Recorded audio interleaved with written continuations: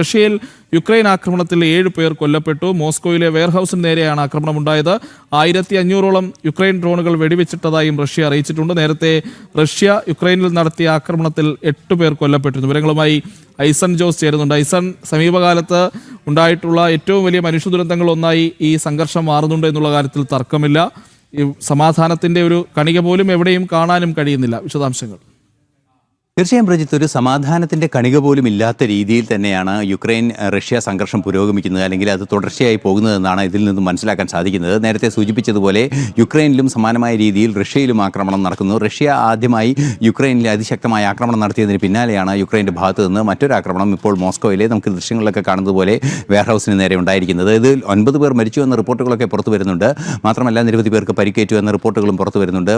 മറ്റൊരു നിർണായക വിഷയം എന്ന് പറയുന്നത് പുടിൻ തന്നെ അറിയിച്ചിരിക്കുന്നത് 1500-ലേറെ യുക്രൈൻ ഡ്രോണുകൾ തങ്ങൾ പ്രതിരോധിക്കേണ്ടി വന്നു എന്ന ഒരു നിലപാടും അദ്ദേഹം അറിയിക്കുന്നുണ്ട്. സ്വാഭാവികമായും വലിയ തോതിൽ അത്തരമൊരു ആക്രമണം നടക്കുന്നുണ്ട് എന്ന് തന്നെയാണ് മനസ്സിലാക്കാൻ സാധിക്കുന്നത്. സമാന രീതിയിൽ തിരിച്ചടിയും റഷ്യയുടെ ഭാഗത്തു നിന്നുണ്ടാകുന്നുണ്ട്. റഷ്യ യുക്രൈനിൽ പലയിടങ്ങളിലും കഴിഞ്ഞ ദിവസങ്ങളിലൊക്കെ തുടർച്ചയായി ആക്രമണം നടത്തിയിരുന്നു. സമാന രീതിയിൽ തന്നെ ഏതാണ്ട് 8ഓളം പേർ മരിക്കുന്ന ഒരു സാഹചര്യം യുക്രൈനിലും റിപ്പോർട്ട് ചെയ്തിരുന്നു. ഇത്തരത്തിൽ തുടർച്ചയായി 24 മണിക്കൂറായി ഒരു സംഘർഷബാധിത മേഖലയായി തന്നെ ഈ പ്രദേശങ്ങൾ തുടരുന്നൊരു സാഹചര്യമാണുള്ളത്. നേരത്തെ സൂചിപ്പിച്ചതുപോലെ സമാധാനത്തിൻ്റെ ഒരു അവസ്ഥയിലേക്ക് കാര്യങ്ങൾ പോകാത്തൊരു സാഹചര്യവും ഒരു തരത്തിലുള്ള വിട്ടുവീഴ്ചയിലേക്കും ഇരു രാജ്യങ്ങളും നീങ്ങാത്തൊരു സാഹചര്യവുമുണ്ട്. സ്വാഭാവികമായും അതിൽ വലിയ വിഷയങ്ങളുണ്ടാകുന്നത് യൂറോപ്യൻ യൂണിയൻ ഉൾപ്പെടെ യുക്രൈനെ കൃത്യമായി പിന്തുണ നൽകുന്നു. ഈ ഡ്രോണുകളുടെ ഒരു എണ്ണം വർദ്ധിക്കുന്നു എന്ന് പറയുമ്പോൾ സ്വാഭാവികമായും അതൊക്കെ യൂറോപ്യൻ യൂണിയൻ്റെ ഭാഗത്തു നിന്നുണ്ടാകുന്ന യുക്രൈന് ലഭിക്കുന്ന പിന്തുണയുടെ കൂടി ഭാഗമാണ്.